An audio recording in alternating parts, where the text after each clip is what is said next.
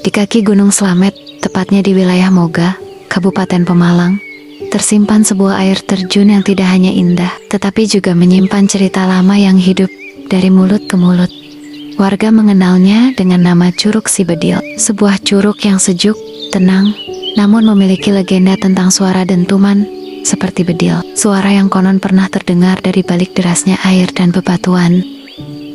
Curug Si Bedil berada di Desa Sima, Kecamatan Moga. Airnya mengalir dari sela-sela tebing dan jatuh membentuk kolam alami di bawahnya.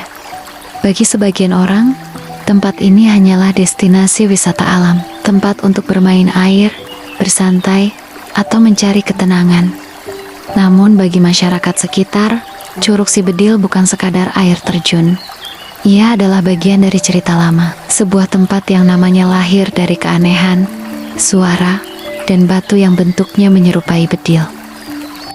Cerita ini bermula dari masa ketika wilayah Moga masih dipenuhi hutan lebat dan jalan-jalan setapak. Pada masa itu, warga hidup berdampingan dengan alam. Mereka mengambil air dari sungai, mencari kayu di hutan, dan mengenal setiap suara yang muncul dari balik pepohonan. Tapi ada satu suara yang tidak biasa. Suara itu datang dari arah curug, bukan suara ranting patah, bukan pula gemuruh air biasa. Suara itu terdengar seperti letusan, seperti bedil yang ditembakkan dari kejauhan.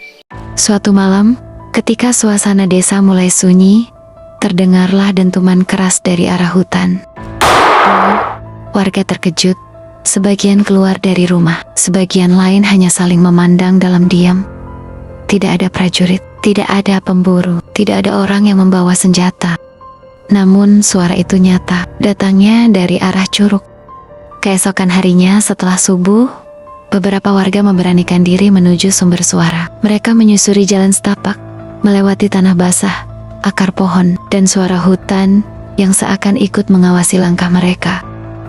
Pagi sudah menjelang, matahari sudah terbit. Semakin dekat ke curug, suara air semakin keras, namun mereka tidak menemukan jejak manusia. Tidak ada senjata, tidak ada bekas tembakan, hanya air yang jatuh, batu-batu besar, dan kabut tipis yang menggantung di sekitar tebing. Di antara bebatuan besar di sekitar curug, perhatian warga tertuju pada sebuah batu. Bentuknya tidak biasa. Dari sudut tertentu, batu itu menyerupai moncong bedil, seolah-olah ada senjata tua yang membeku menjadi batu di tengah alam.